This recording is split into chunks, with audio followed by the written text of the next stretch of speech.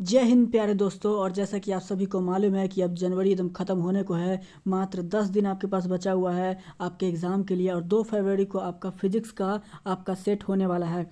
उसके लिए प्यारे दोस्तों ये मैं पार्ट 2 सेकेंड सेक्शन में इसको लेकर के आ रहा हूँ। 2 फरवरी का वायरल प्रश्न है 12th फिजिक्स का, जिसमें कि आपके टॉप 30 आपके सब्जेक्टिव क्वेश्चंस पूरे यूट्यूब पे आपको सिर्फ और सिर्फ ऑब्जेक्टिव बताया जा रहा है। प्यारे दोस्त, पहली बार यूट्यूब पर सिर्फ सब्जेक्टिव क्वेश्चन का आपको क्लास चलाया जा रहा है, और बहुत ही इंपॉर्टेंट सारे के सारे टॉप क्लास के सब्जेक्टिव चुने गए हैं और पीडीएफ के साथ है। फ्री ऑफ कॉस्ट है इसका पीडीएफ, आपके आसानी के लिए इसको चुना गया है ताकि आप ऐसे बोर्ड एग्जाम्स में कुछ भी नहीं पढ़े साल भर, तो आप इतना पढ़ कर भी ऐसे आपका काम बन सके। तो चलिए प्यारे दोस्तों, करते हैं वीडियो को स्टार्ट। बहुत ही इंपॉर्टेंट क्वेश्चन है, ध्यान से पूरे वीडियो को देखिएगा ताकि आपका जो भी डाउट हो वो क्लियर हो जाए।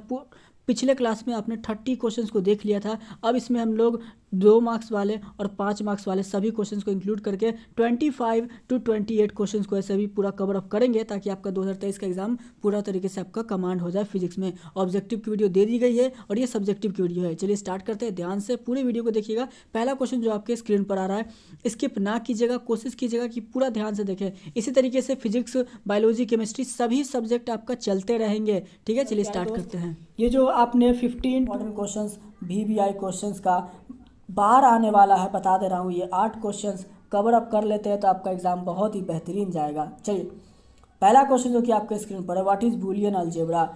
What is Boolean algebra. Boolean algebra मेरे प्यारे दोस्त क्या होता है, तो सुनिए ध्यान से।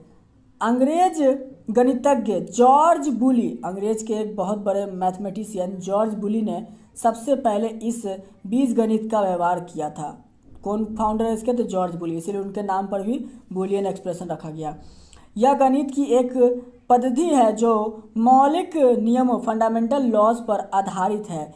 इससे अनेकों तरह के व्यंजक प्राप्त किए जा सकते हैं। इस बीजगणित के सिद्धांत पर कंप्यूटर के इलेक्ट्रॉनिक सर्किट पर आधारित इसमें बूलियन ने सामान्य कहा तथा लॉजिकल स्टेटमेंट में सभी प्रश्नों के उत्तर हाँ या ना में ऐसे दिया, जो कि ट्रूथ या फॉल्स में दिया। और इसको हम लोग जानते ही हैं, जो भी बूलियन एक्सप्रेशन लिखाता है वो 0 और 1 में ही लिखाता है, आपका कंप्यूटर लैंग्वेज बाइनरी नंबर। ठीक है, बूलियन बीजगणित के 3 आधार है जिसे बूलियन ऑपरेटर कहते हैं, और gate, and gate, not gate. और इसी का एडवांस जो है, इसी का एडवांस आपको चला नॉर गेट, इसी का एडवांस नैंड गेट और नॉट गेट।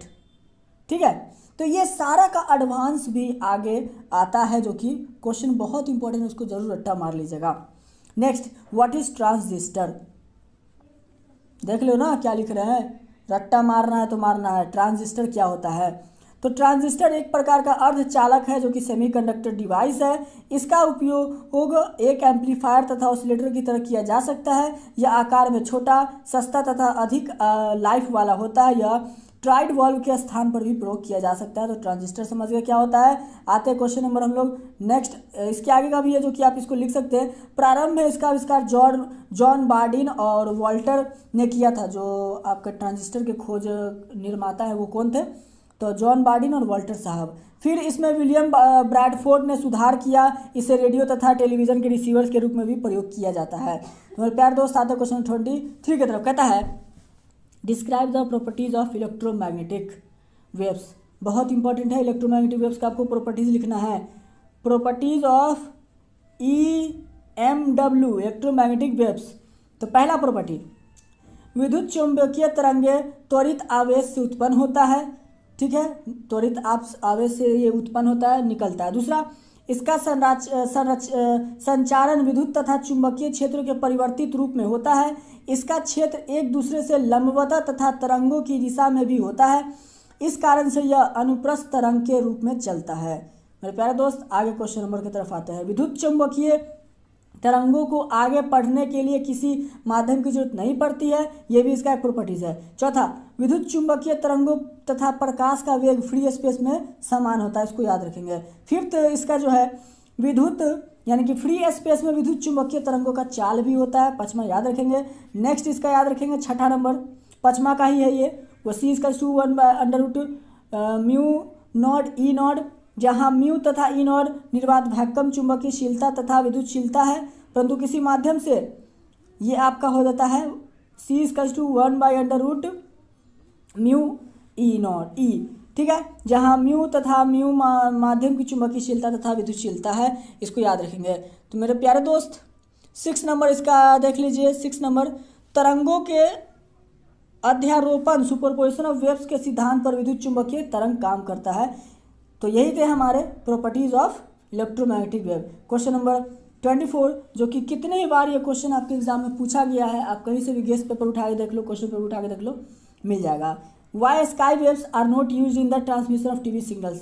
स्काई वेव्स क्यों यूज नहीं किया जाता है? तो देखो ऐसा इसलिए होता है ना कि 40 हर्ट्ज आवृत्ति के ऊपर के सिग्नल को आइनोस्फीयर पृथ्वी पर परिवर्तित करने में असमर्थ होता है। 40 हर्ट्ज से ज़्यादा का आइनोस्फीयर फिर उसको ऐसे नहीं संभाल पाता है। टीवी सिग्नल की आवृत्ति 100 से 200 मेगाहर्ट्ज होती है, अतः स्काई वेव इस प्रवृत्ति को सिग्नल का संचारण संभव नहीं हो पाता है। क्यों, बता चुके हैं। चलिए आते हैं क्वेश्चन नंबर हम लोग 25 की तरफ। कहता है discuss the spectrum of electromagnetic radiation. Electromagnetic radiation का स्पेक्ट्रम को आपको डिस्कस करना है। तरंग लंबाई, ध्यान से देखिएगा, तरंग लंबाई या आवृत्ति के आधार पर विद्युत चुंबकीय विकिरण के वितरण को विद्युत चुंबकीय वर्णपट कहते हैं।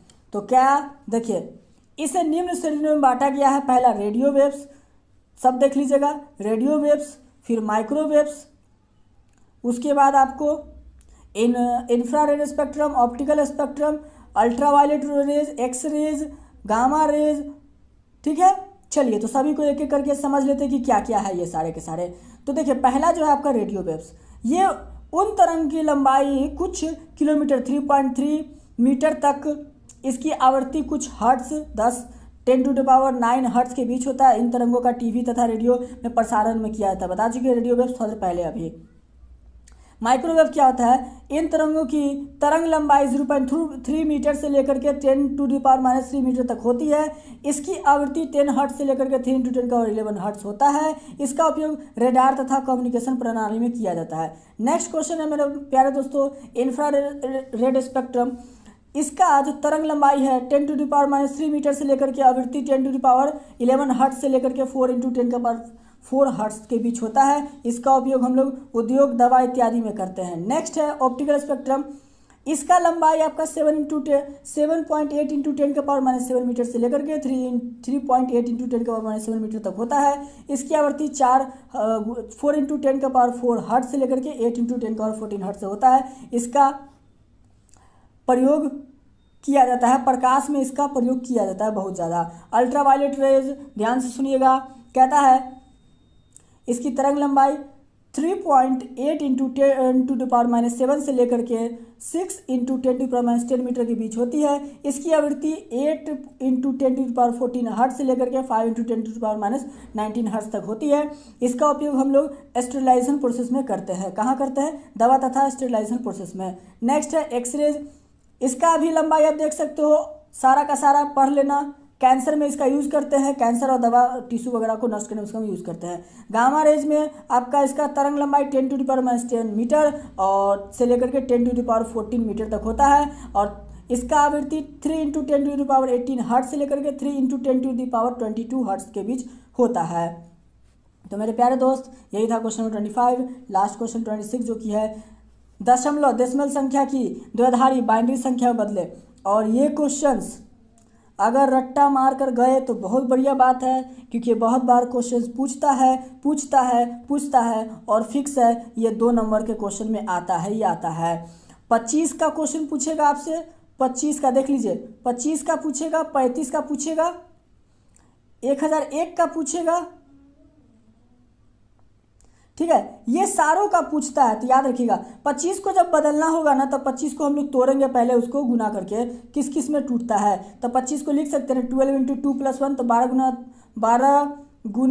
2 = 24 और 24 में 1 जोड़ दीजिए तो हो जाएगा 25। तो वही तोड़ दिए। तो अब देखिए कि आप कैसे तोड़ सकते हो 12 को। तो 12 को तोड़ सकते हो 6 × 2 और फिर 6 को 3 × 2 और 3 को 1 × 2, ठीक है, अब प्लस 1। और यही चीज़ आपका जो आखिर में आता है, ये क्या आया बाइनरी में लिखने के लिए 0 0 1 1। इसी को आप उल्टा करके लिख दीजिए, ठीक है, उल्टा करके नंबर लिख दीजिएगा तो बाइनरी नंबर में लिखा जाता है। जैसे कि देखिए पहले क्या था नीचे से, तो 1 1 0 0 हो गया, और आखिर में 1। तो ये हमारा बाइनरी नंबर लिखने का तरीका होता है। आप उसको मल्टीप्लिकेशन में तोड़ दीजिए, आप तोड़ सकते हो। इसी तरीके से ये क्वेश्चन है जो कि आप एक बार होमवर्क ट्राई करके देखना, बनता है तो अच्छी बात है, नहीं बनता है तो बाइनरी का कमेंट करना, मैं उसका एक वीडियो ला करके दे दूँगा।